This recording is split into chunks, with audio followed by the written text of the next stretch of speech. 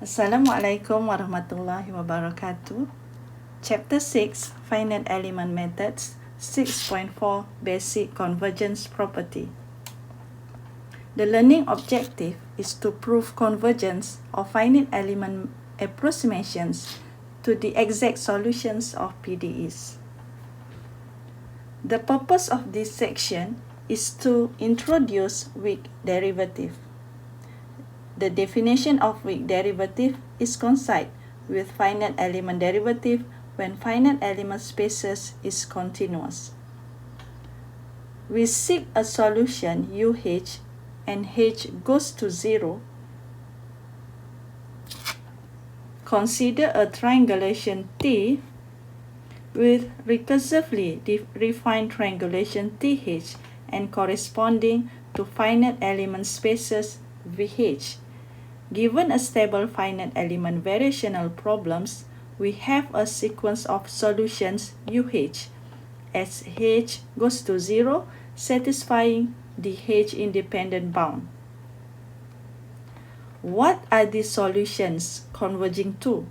We need to find a Hilbert space that contains all VH as H goes to 0 that extends the H1 norm to the H goes to 0 limit of finite element functions. So, our first task is to define a derivative that works for all finite element functions without reference to a mesh.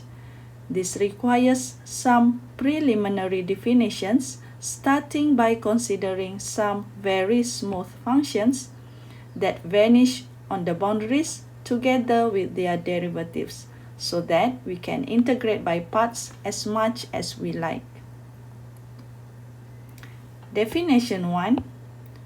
A function U has compact support on omega if there exists epsilon goes to 0 such that Ux equal to 0 when the minimum of x minus y less than epsilon.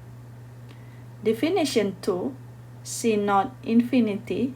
We denote by C0 infinity the subset of C0 infinity corresponding to functions that have compact support on omega. From these two definitions, it means that U is a continuous function. Next, we will define a space containing the generalized derivative.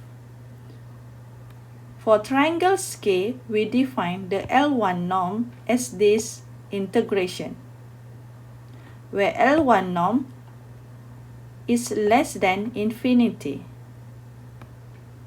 Then L1 log is a set of F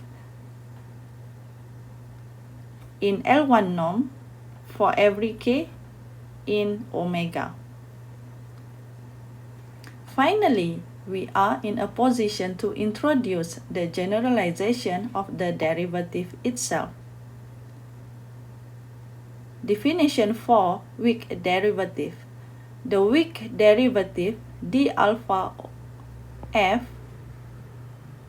is in this set of a function f is defined by the integration equal to -1 to the power of alpha integration of d alpha phi f dx.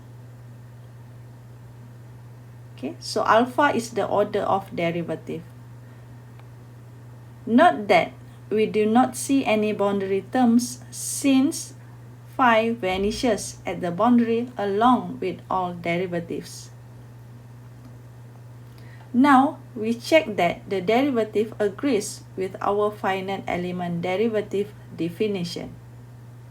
In lemma 5, let V be a CO finite element space. Then for U in V, the finite element derivative of U is equal to the weak derivative of U. Okay, let me repeat again. The finite element derivative of U is equal to the weak derivative of U. To prove that, we take any phi as a continuous function we have this integration and we put the definitions of weak derivatives. In the end, we proved that the finite element derivative of u is equal to the weak derivative of u. Lemma 6. For u in C alpha omega, the usual strong derivative d alpha of u actually is equal to the weak derivative d alpha w of u. Due to these equivalences, we did not need to distinguish between strong, weak, and finite element first derivative CO finite element functions. All derivatives are assumed to be weak from now on.